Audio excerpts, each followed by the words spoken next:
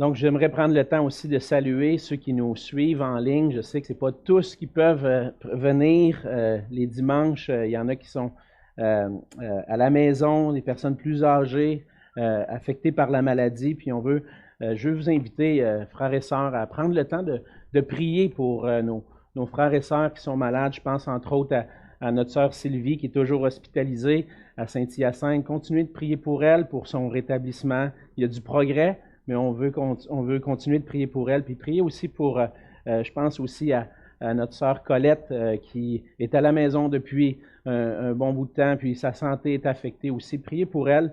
Et puis, certainement, j'en oublie, mais je ne veux pas en oublier, mais je veux vous inviter à prier pour nos frères et sœurs qui vivent la maladie puis qui ne peuvent pas être avec nous. Puis pour ceux qui peuvent être avec nous, bien, on vous invite à venir avec nous, puis que ça va nous faire plaisir de vous voir dimanche après dimanche. Et je veux prendre aussi le temps de remercier tous ceux qui ont participé hier à notre corvée printanière. On a eu plusieurs personnes qui sont venues pour faire du ménage autour du bâtiment. Et puis, ça a été un temps béni de travailler avec les frères et sœurs, puis de prendre soin de ce que le Seigneur nous confie de ce bâtiment. Et puis, je veux remercier tous ceux qui ont participé. Ce matin, on continue notre étude dans l'Évangile de Luc et j'aimerais vous inviter à ouvrir vos Bibles avec moi dans Luc au chapitre 19. Et ce matin, on va lire ensemble les versets 28 à 40. Dans Luc chapitre 19, versets 28 à 40. La parole de Dieu dit ceci. Après avoir ainsi parlé, Jésus marcha devant la foule pour monter à Jérusalem. Lorsqu'il approcha de Bethphagée, de Béthanie, vers la montagne appelée montagne des Oliviers, Jésus envoya 2 de ses disciples en disant, « Allez au village qui est en face. Quand vous y serez entrés, vous trouverez un ânon attaché, sur lequel aucun homme ne s'est jamais assis. Détachez-le et amenez-le. Si quelqu'un vous demande, pourquoi le détachez-vous? Vous lui répondrez, le Seigneur en a besoin. Ceux qui étaient envoyés allèrent et trouvèrent les choses comme Jésus leur avait dit. Comme ils détachaient l'ânon, ses maîtres leur dirent, pourquoi détachez-vous l'ânon? Ils répondirent, le Seigneur en a besoin. Et ils amenèrent à Jésus l'ânon sur lequel ils jetèrent leurs vêtements et firent monter Jésus. Quand il fut en marche, les gens étendirent leurs vêtements sur le chemin.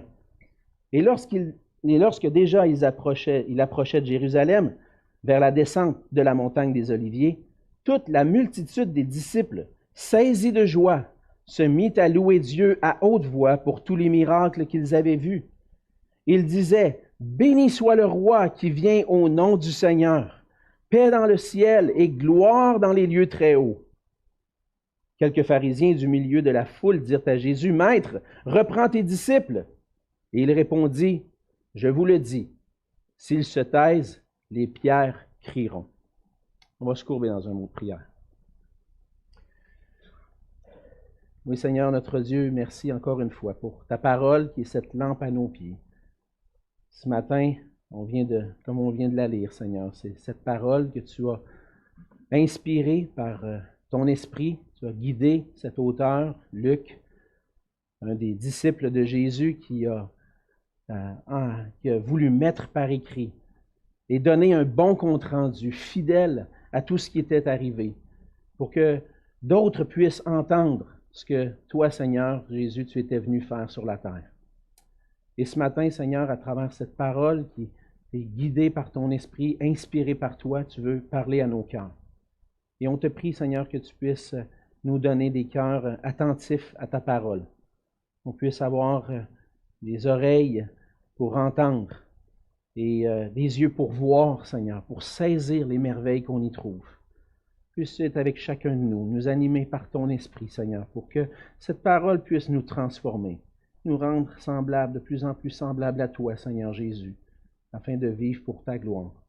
Seigneur, je veux prendre le temps de te prier pour ceux qui ne peuvent être avec nous dimanche après dimanche, qui sont affectés par la maladie. Je pense entre autres à Sylvie, qui est hospitalisée depuis plusieurs mois, Seigneur. On veut te la remettre encore une fois entre tes mains, te prier de mettre ta main sur elle afin de la restaurer et de mettre ta main aussi sur notre sœur Colette, Je pense à Mme Jackie aussi, à tous ceux et celles, Seigneur, qui vivent la maladie. Entoure-les, Seigneur, et que s'ils nous écoutent ce matin, s'ils écoutent cette parole, qu'elle puisse venir réconforter leur cœur, les consoler dans ce qu'ils vivent. Oui, Seigneur, parle-nous ce matin. Et c'est dans le beau et précieux nom de Jésus que je te prie. Amen. Amen. Il existe depuis plusieurs années aux États-Unis un mouvement qui s'appelle le mouvement du citoyen souverain. Je ne sais pas si vous avez déjà entendu parler de ce mouvement-là qu'on voit aux États-Unis. Les gens qui adhèrent à ce mouvement-là, on écoutait une émission de télévision à un moment donné avec un de mes enfants, puis la personne devait se faire arrêter par la police, et puis finalement, il disait, la police n'a pas le droit sur moi, je suis un citoyen souverain. Donc, les gens qui adhèrent à cette façon de penser, à ce mouvement-là, prétendent que le gouvernement qui est en place aux États-Unis, ce n'est pas un gouvernement qui est légitime.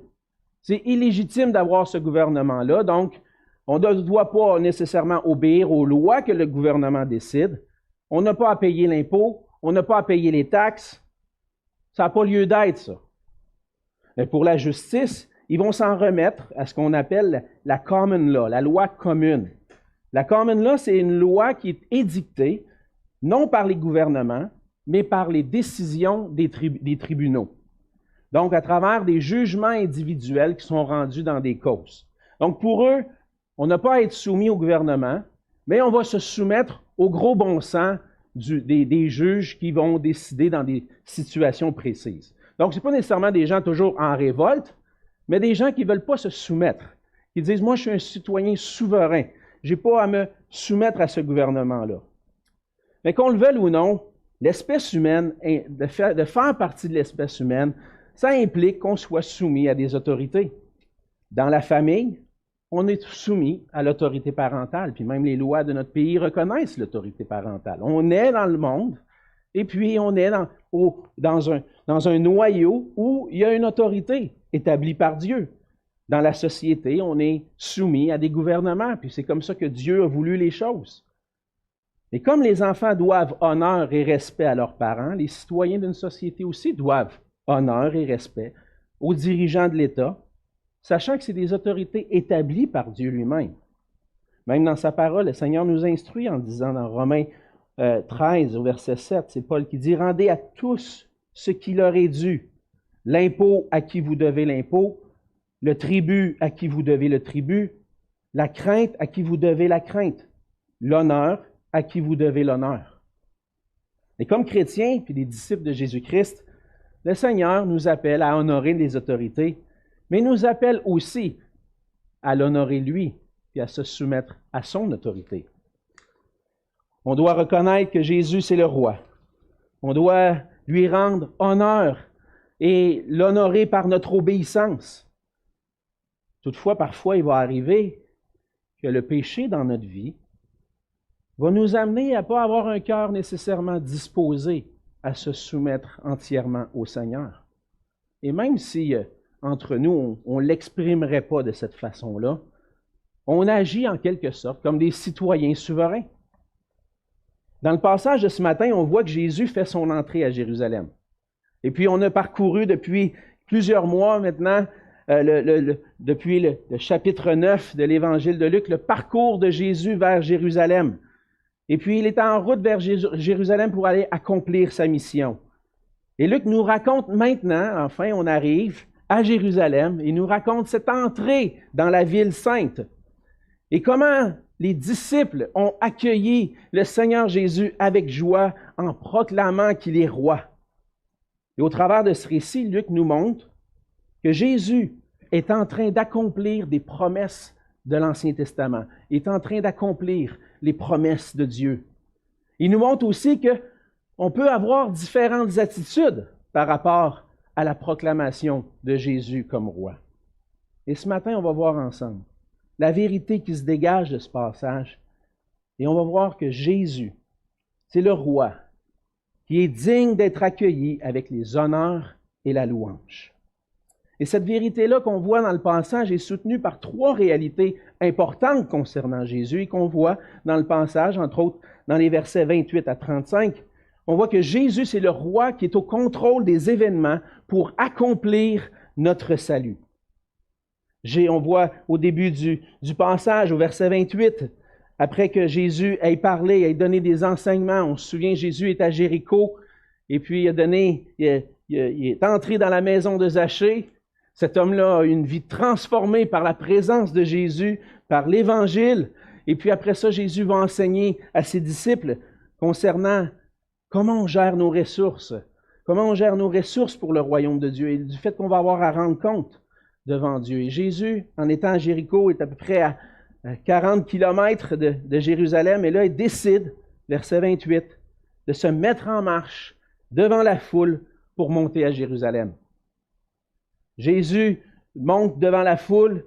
L'histoire va se passer, on voit dans le récit, dans la chronologie du récit, que l'histoire se passe le dimanche de la semaine qui précède sa crucifixion. Jésus sait déjà qu'est-ce qui va se passer à Jérusalem.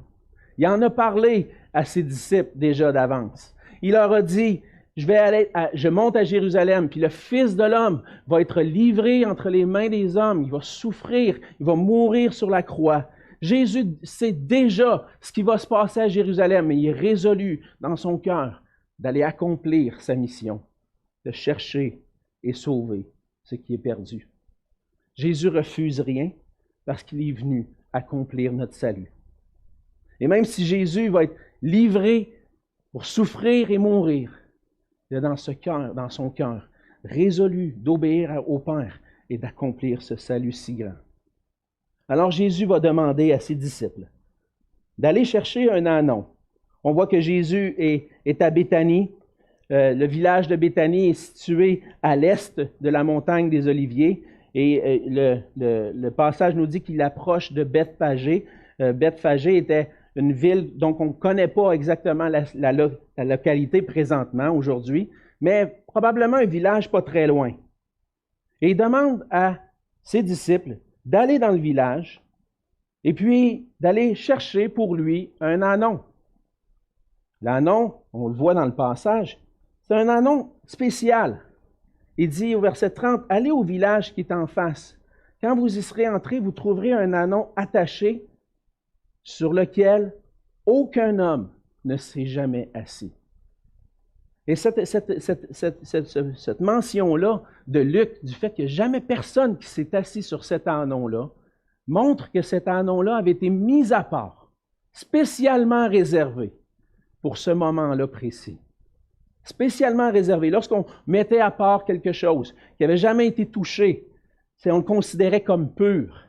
Et c'est comme si cet ânon-là est pur, mis à part, consacré à accomplir les promesses du Seigneur, parce qu'on va voir que ce que Jésus va accomplir, c'est les promesses de la parole de Dieu. Et donc, cet ânon-là, gardé dans un but précis, va servir pour que le roi Jésus entre à Jérusalem. Et Jésus connaît les événements qui vont se passer. Jésus est au contrôle des événements qui vont se dérouler. Non seulement Jésus va entrer à Jérusalem puis être livré aux mains des hommes, mais il sait déjà ce qui va arriver. Et puis, il contrôle même certains des événements.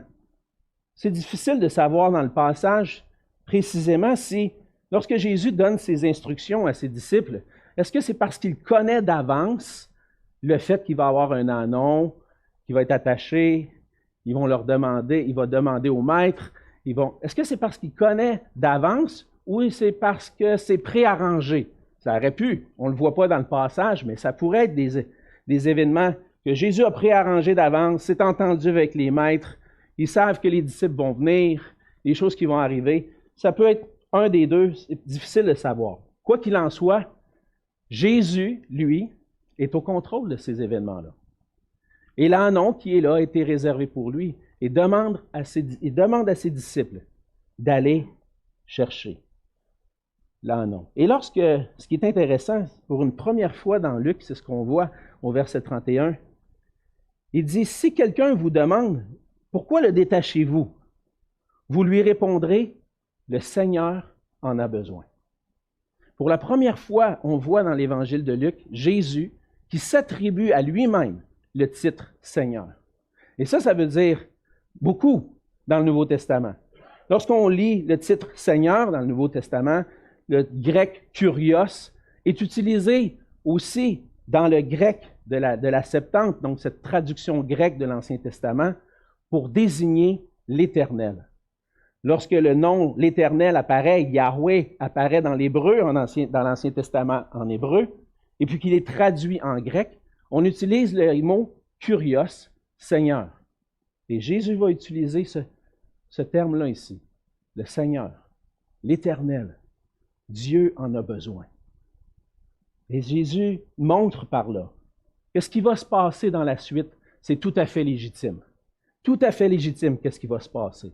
Jésus est au contrôle des événements qui vont conduire à l'accomplissement du salut des hommes. Et les disciples sont soumis à Jésus. Et ça se voit parce que les disciples vont obéir au Seigneur. On aurait pu dire, ben voyons Seigneur, ça ne se fait pas ça d'aller détacher un âne puis s'en aller avec ça. Il aurait pu rouspéter puis dire, non, non Seigneur, on ne fait pas ça. Non, les disciples, ils font exactement ce que Jésus leur dit. Et à travers ça, ils montrent que Jésus est Seigneur. Jésus est le Maître. Ils sont envoyés par Jésus. Ils n'hésitent pas, ils obéissent, s'en vont au village, trouvent les choses pareilles comme Jésus avait dit. Trouvent un anon, commencent à le détacher, et là les maîtres arrivent et « Hey, qu'est-ce que vous faites là? Pourquoi vous détachez? » Le Seigneur en a besoin. Et puis les gens le laissent aller. Ils amènent l'anon à Jésus. Et dans le passage, l'accent, ce n'est pas tellement sur ce point, mais on voit tout de même l'obéissance des disciples à Jésus. Ils montrent que Jésus est Seigneur. Et par leur obéissance, ils vont témoigner que Jésus est véritablement leur Seigneur. Pour eux, Jésus est le roi à qui on doit se soumettre et obéir. Et l'obéissance des disciples et le fait que les gens laissent aller les disciples, ça montre que Jésus avait préparé ces choses-là. Ces choses-là avaient été préparées. Ces événements-là témoignent que Jésus est, comme il le dit, le Seigneur. Comme le Seigneur est comme Seigneur, il est au contrôle. Au contrôle des événements pour accomplir notre salut. La première vérité qu'on voit dans le passage, Jésus est au contrôle des événements pour accomplir notre salut. C'est lui le roi. Et deuxièmement, on voit dans les versets 36 à 38 que Jésus-Christ est le roi qui vient au nom du Seigneur. Au travers des gestes qu'il pose, les disciples déclarent que Jésus est le roi qui vient au nom du Seigneur. Les disciples vont amener l'ânon, ils vont mettre les vêtements sur l'ânon et jeter des vêtements dessus, puis faire monter Jésus sur cet ânon-là. Et on voit au verset 36, « Quand il fut en marche, les gens étendirent leurs vêtements sur le chemin. » Les disciples étendent les vêtements sur le chemin où l'ânon passe avec Jésus dessus. Et un peu comme dans notre culture, lorsqu'on veut accueillir des gens importants, qu'est-ce qu'on fait? Des dignitaires ou des hauts placés, on va dérouler le tapis rouge. Hein? Il y a même quelques années, un homme important pour les gens, pour notre société, un homme important est venu au Québec. En 1984, le pape Jean-Paul II est venu au Québec. Ça, c'est très important pour les Québécois à cette époque-là. Et puis, dans sa visite, débarqué à Trois-Rivières, a marché sur un tapis rouge. Et j'ai vu récemment, justement sur Internet, qu'il y a quelques années, ce tapis rouge-là s'est retrouvé sur eBay. Et puis, il s'est retrouvé en vente à 22 millions de dollars US. Ça vaut cher pour un tapis rouge où un homme a marché. Et je ne sais pas s'il s'est vendu, c'était des reportages à la télévision. Et puis, c'est ça, le fils de celui qui a hérité du tapis rouge, celui qui a fourni le tapis rouge, a mis ça en vente sur eBay. Ça a fait toute une histoire. C'était une relique, un saint a touché à ça. Mais on déroule le tapis rouge. Ça, c'est une petite anecdote en passant. On déroule le tapis rouge quand quelqu'un d'important, qu'on considère d'important, va venir. Mais c'était la même chose au Moyen-Orient ancien. Étendre les vêtements par terre était une coutume pour accueillir et proclamer quelqu'un comme roi. Et on voit ça dans l'Ancien Testament, entre autres dans 2 Rois, chapitre 9, verset 13. On peut lire « Aussitôt, ils prirent chacun leurs vêtements qu'ils mirent sous Jéhu au haut des degrés. Ils sonnèrent de la trompette et dirent « Jéhu est roi ». Donc, prendre les vêtements, dérouler le tapis rouge, ça veut dire il y a un roi qui s'en vient. Et les disciples, c'est ce qu'ils font.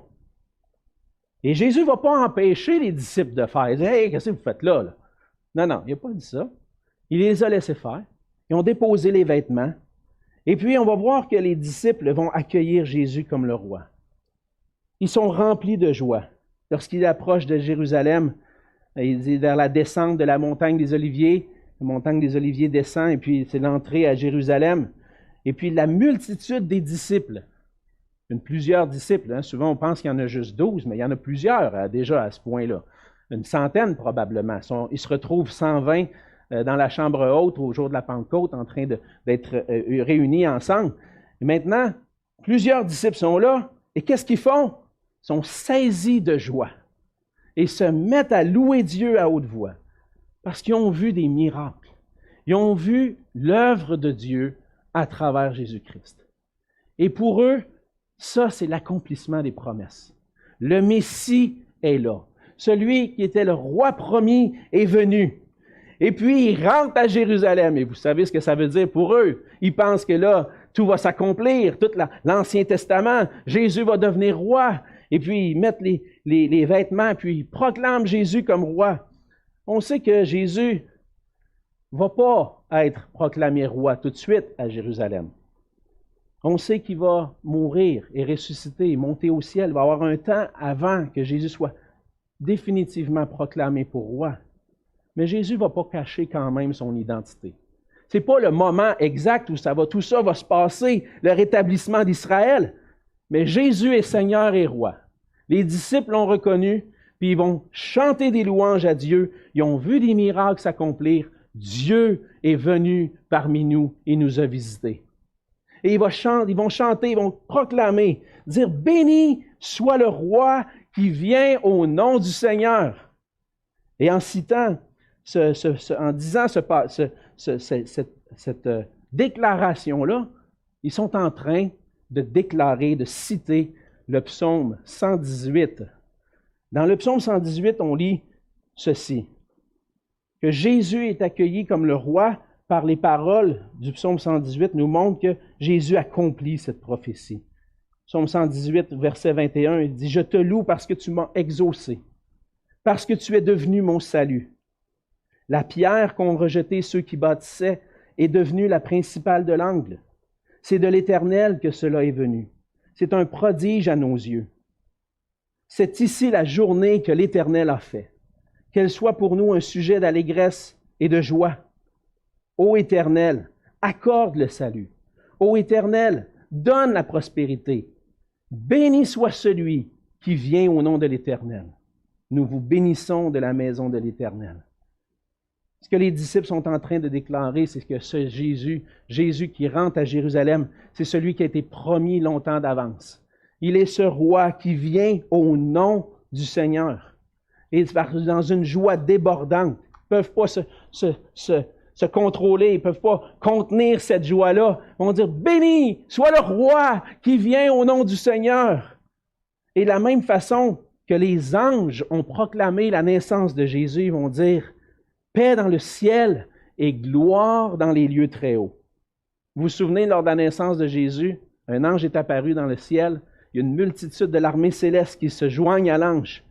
Et on voit dans Luc 2, chapitre 2, verset 13, soudain, il se joignit à l'ange une multitude de l'armée céleste, louant Dieu et disant, gloire à Dieu dans les lieux très hauts et paix sur la terre parmi les hommes qui l'agréent.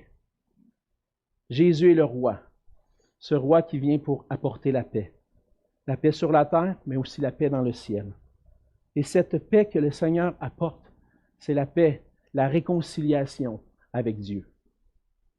Le Seigneur vient pour nous sauver de nos péchés, pour qu'on puisse être pardonnés, pour que nos péchés soient effacés, pour qu'on puisse avoir cette réconciliation avec Dieu, puis qu'on puisse célébrer nous aussi, comme les disciples, béni soit le roi qui vient au nom du Seigneur. et proclamer paix paix dans le ciel et gloire dans les lieux très hauts. Le Seigneur vient, nous transforme pour qu'on puisse être des adorateurs, pour honorer Jésus. Et comme les disciples ce matin, par sa parole, le Seigneur nous appelle à le reconnaître comme un roi, comme le roi, qui est venu accomplir les promesses de Dieu pour notre salut. L'entrée de Jésus à Jérusalem accomplit les promesses faites au sujet du Messie qui allait venir pour sauver le peuple de Dieu. Le récit de Luc ne fait pas référence directement, comme dans Matthieu, Marc et Jean, on voit qu'il y a une référence directement à cette prophétie. On ne la voit pas dans Luc, mais elle fait référence à une prophétie du prophète Zacharie. Dans Zacharie, chapitre 9, les versets 9 et 10, on lit ceci: « Sois transportée d'allégresse, fille de Sion. Pousse des cris de joie, fille de Jérusalem. Voici ton roi vient à toi. Il est juste et victorieux. Il est humble et monté sur un âne. Sur un âne, le petit d'une ânesse. Je détruirai les chars d'Éphraïm et les chevaux de Jérusalem, et les arcs de guerre seront retranchés. Il annoncera la paix aux nations, et il dominera d'une mer à l'autre, depuis le fleuve jusqu'aux extrémités de la terre. » Jésus n'empêche pas les disciples de proclamer qu'il est roi. Il est au contrôle des événements, puis il vient au nom du Seigneur accomplir ce que Dieu avait promis longtemps d'avance.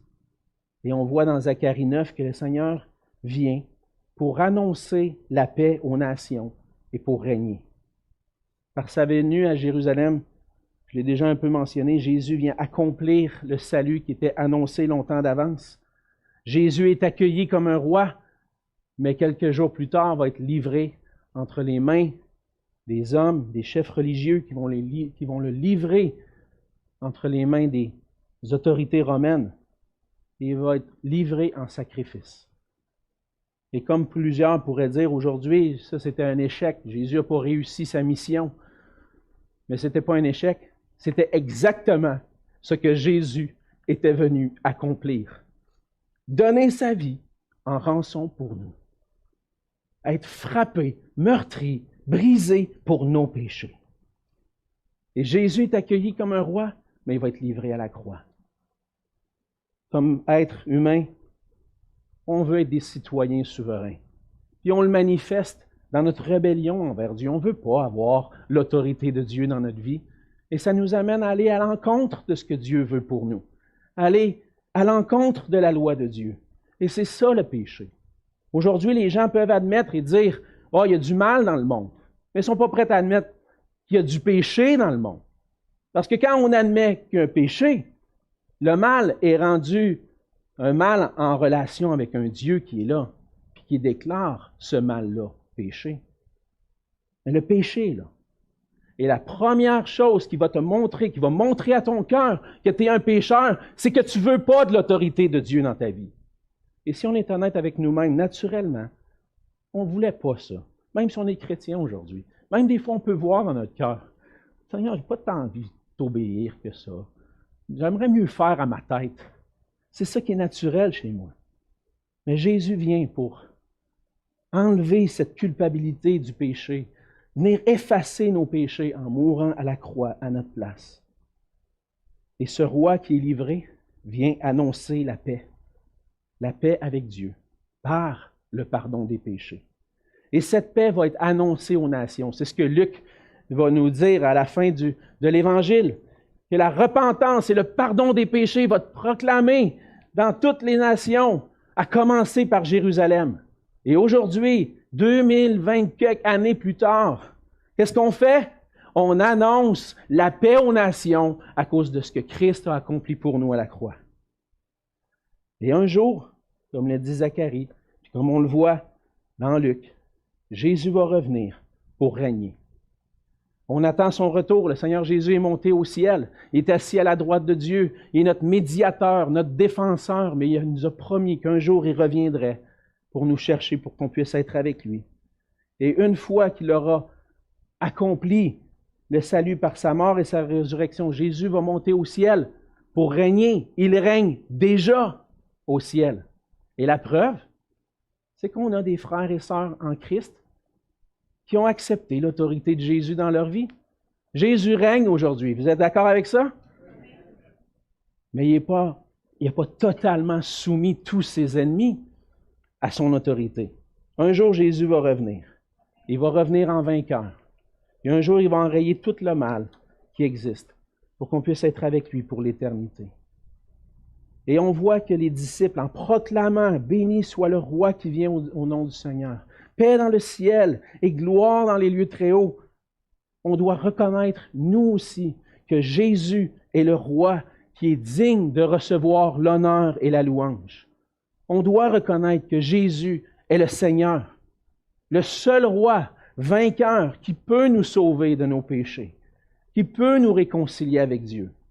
On doit se soumettre à lui entièrement, le reconnaître comme ce roi qui a tout le droit, tous les droits de régner sur ma vie, puis de me demander de me soumettre à sa volonté.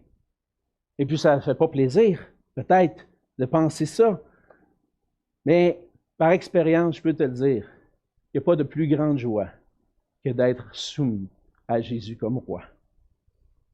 Et lorsqu'on se soumet à lui, à sa parole, qu'on lui rend gloire et honneur par nos vies, on a cette joie qui remplissait les disciples sur le chemin de Jérusalem. Gloire à Dieu dans les lieux très hauts. L'adoration commence avec des genoux qui plient. Mais pour que les genoux plient, il faut que le cœur soit courbé devant Jésus comme roi. Il faut humilier nos cœurs devant lui. Si on résiste à l'autorité de Dieu dans notre vie, c'est à cause de notre orgueil. On veut pas de Dieu qui règne. Mais si je veux plier le genou devant lui, l'adorer, j'ai besoin que mon cœur s'humilie, le reconnaître comme roi, de reconnaître qu'il est ce roi qui accomplit les promesses de Dieu pour mon salut, puis qu'il est digne de recevoir l'honneur et la louange. Et à la fin du passage, on voit que Jésus-Christ, cette troisième vérité, que Jésus-Christ est le roi digne de toutes nos louanges. Verset 39, les pharisiens qui sont au milieu de la foule vont dire à Jésus, « Maître, reprends tes disciples. » On connaît les pharisiens un peu, on les a déjà rencontrés dans l'Évangile de Luc. Les pharisiens sont des chefs religieux, des Juifs, qui n'ont pas reconnu Jésus comme le Messie ou celui qui était promis. Des gens versés dans l'Écriture, qui connaissent tout l'Ancien Testament presque par cœur, et puis qui cherchent à honorer Dieu, mais n'ont jamais reconnu Jésus comme le Messie. Et on le voit dans le passage parce qu'ils ne vont pas appeler Jésus Seigneur. Ils vont dire Maître. Et dans l'original, ce mot-là veut dire enseignant, professeur. On reconnaît que tu es un enseignant. Tu as parcouru la Galilée, tu t'es rendu à Jérusalem, tu as parcouru la Palestine. En enseignant, on reconnaît que tu es un enseignant, mais on ne reconnaît pas que tu es Seigneur. Mais Maître, enseignant, reprends tes disciples. Là. C'est ce qu'ils veulent faire, dans le fond, les pharisiens. Peux-tu la fermer, eux autres? Qu'est-ce qu'ils sont en train de dire là?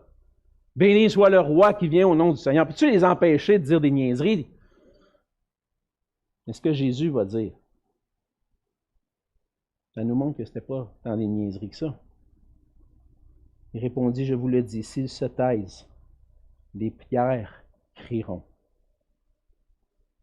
Jésus nous prépare ici avec la confrontation qu'il va y avoir entre Jésus et les pharisiens et les chefs religieux à Jérusalem.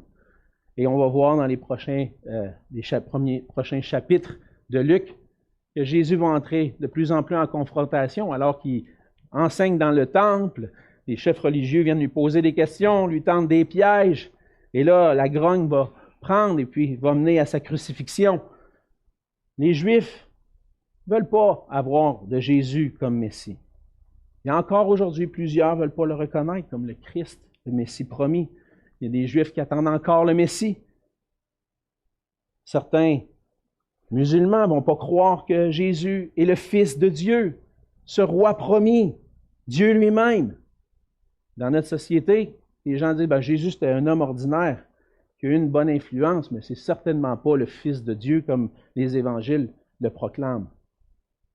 On voudrait faire taire Encore aujourd'hui, peut-être que vous avez rencontré ça dans vos familles ou sur le milieu de travail. Vous voulez parler de Jésus, parler de l'Évangile, partager l'Évangile, mais vous sentez que ce qu'on voudrait, c'est que tu n'en parles pas. Hey, j'aimerais ça te parler de Jésus. Ben, non, laisse faire ça. Laisse faire ça.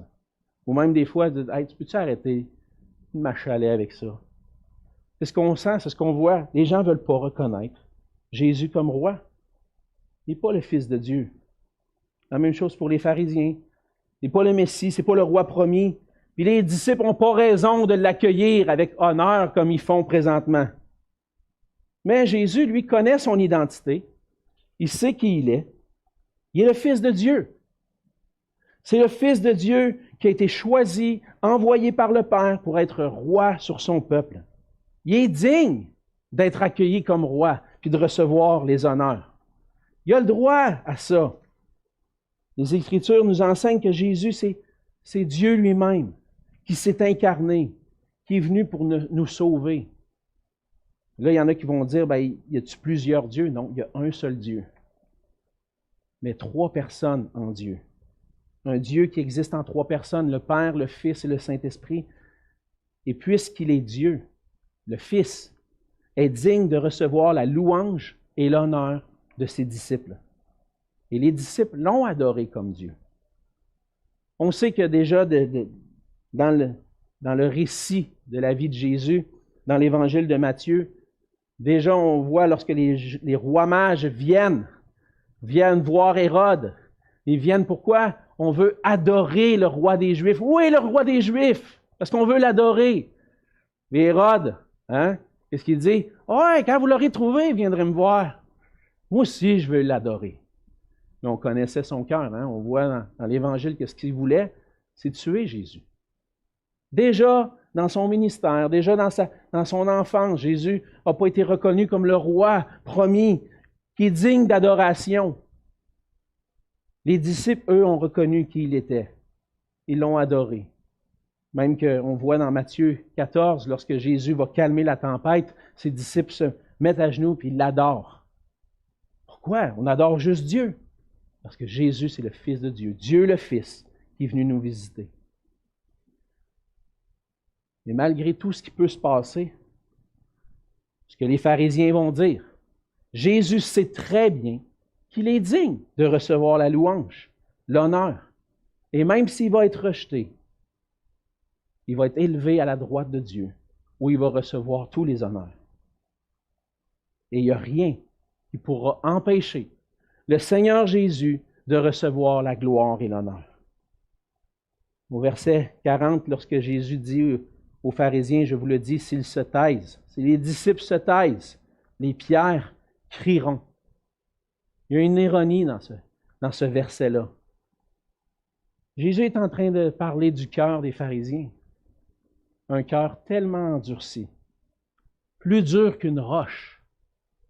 Parce que si tu n'as pas reconnu Jésus comme le roi, le Messie, puis tu n'es pas en train de lui donner la gloire et l'honneur, puis si tu essaies de faire taire mes disciples, ça n'empêchera pas le Fils de Dieu de recevoir la gloire et l'honneur.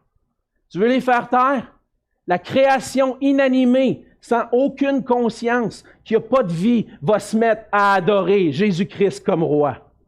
Fait qu'on a beau te faire taire, on a beau vouloir nous faire taire, puis pas vouloir entendre parler de Jésus, je peux comprendre ça. Mais il n'y a rien qui va empêcher Jésus d'être glorifié. Et Jésus va être glorifié.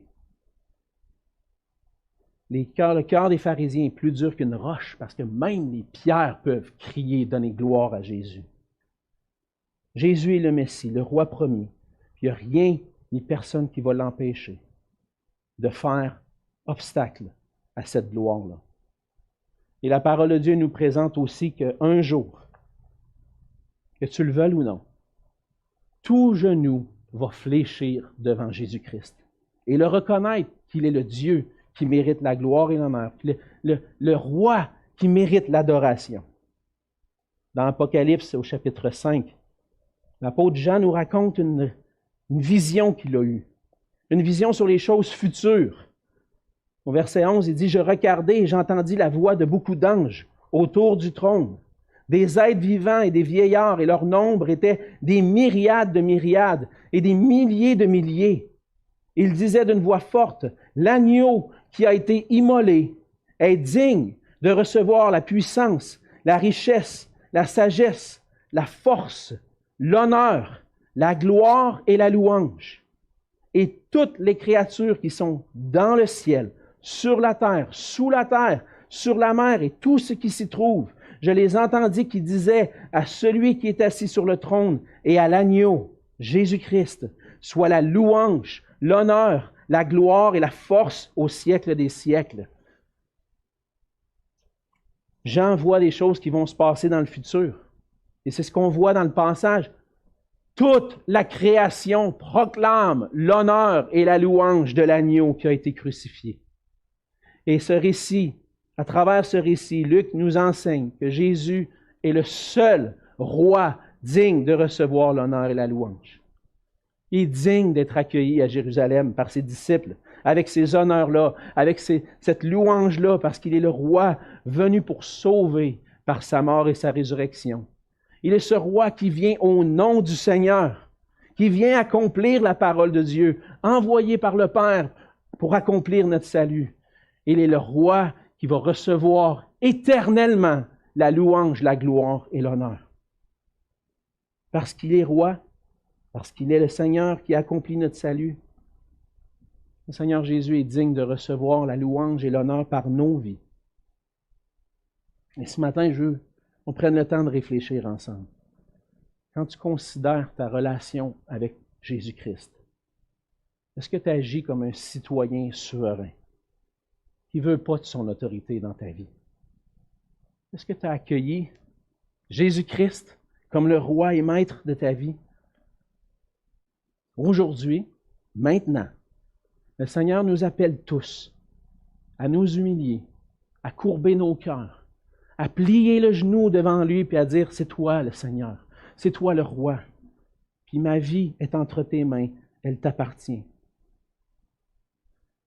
Aujourd'hui, Seigneur, ma vie t'appartient, fais-en ce que tu veux. Êtes-vous prêt à dire ça au Seigneur? Seigneur, ta parole, tu me demandes plein de choses dans ta parole. Je veux obéir à ta parole. Je veux t'honorer. Parce que tu es mon roi. Et on veut ensemble, frères et sœurs, s'humilier, reconnaître et le considérer comme le seul roi et Seigneur digne d'être adoré. Et on veut le faire par nos vies. Ça se fait dans l'obéissance.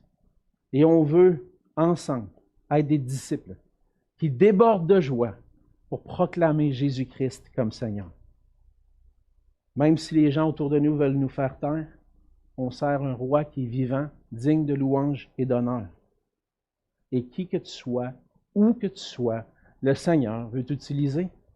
T'utiliser toi pour être un témoin de Jésus comme le roi. Que ce soit à l'école, à l'université, à ton travail, sur ton parcours de golf. Jésus est digne d'être honoré à ces endroits-là. Et par ta vie, tu peux le proclamer roi en obéissant à sa parole. Est-ce que les gens autour de toi savent que tu es un disciple de Jésus? Que Jésus est roi et maître de ta vie? Est-ce que les gens voient en toi quelqu'un de soumis au roi des rois? On a tous besoin de repentance. Puis peut-être que ce matin, c'est à cet endroit-là, me dire, c'est vrai, dans les derniers jours, j'avoue que je n'ai pas vécu vraiment comme en obéissant à la parole, en voulant honorer mon roi. Puis ça va nous arriver à tous. On a besoin dans ce temps-là de venir au Seigneur et de dire, Seigneur, j'ai manqué. J'ai désobéi à ta parole. Je veux t'obéir maintenant. Transforme mon cœur. Parce que tout ce que tu me demandes, je ne serai pas capable de le faire si tu ne viens pas m'aider pour le vivre. Et on doit faire cette prière-là, le reconnaître comme roi, puis en même temps lui dire, Seigneur, change mon cœur pour que je sois entièrement soumis à toi. Frères et sœurs, le Seigneur nous appelle tous à faire connaître Jésus comme le roi et maître de tout. Il veut qu'on soit ensemble, un phare qui brille pour sa gloire. Prions ensemble. Seigneur notre Dieu, merci pour ta parole. Oui, Seigneur, on voit dans ce passage que tu es digne, Seigneur, de recevoir toute la louange et l'honneur, d'être reconnu comme celui qui est roi et maître de toutes choses, et à qui on doit l'honneur et la louange. Et Seigneur, comme on le voit dans le livre de l'Apocalypse, lorsqu'on voit toute cette multitude réunie autour du trône et de l'agneau qui proclame la louange et l'honneur, la gloire, Seigneur, on veut dès maintenant, par nos vies, te donner la gloire et la louange qui t'est due, l'honneur qui t'est dû. Mais Seigneur, ça ne pourra pas se faire sans que nos cœurs soient courbés devant toi, sans que nos genoux puissent plier devant toi. Et Seigneur, si il y a quelqu'un ici ce matin qui nous entend, qui résiste à cette parole, Seigneur, de se soumettre à toi, et puisse te reconnaître, Seigneur, puisses-tu lui donner cette grâce de te reconnaître comme le roi, le sauveur, le Seigneur qui mérite toute l'adoration. Et Seigneur, si quelques-uns d'entre nous avons besoin de renouveler cette allégeance à ce roi si merveilleux que tu es, puisses-tu nous amener au pied de ton trône de grâce pour recevoir le pardon et qu'on puisse vivre pour toi et pour ta gloire. Seigneur, bénis ton Église. Fais de nous des lumières qui brillent pour toi, parce que tu en es digne. Et c'est en ton nom que je te prie. Amen.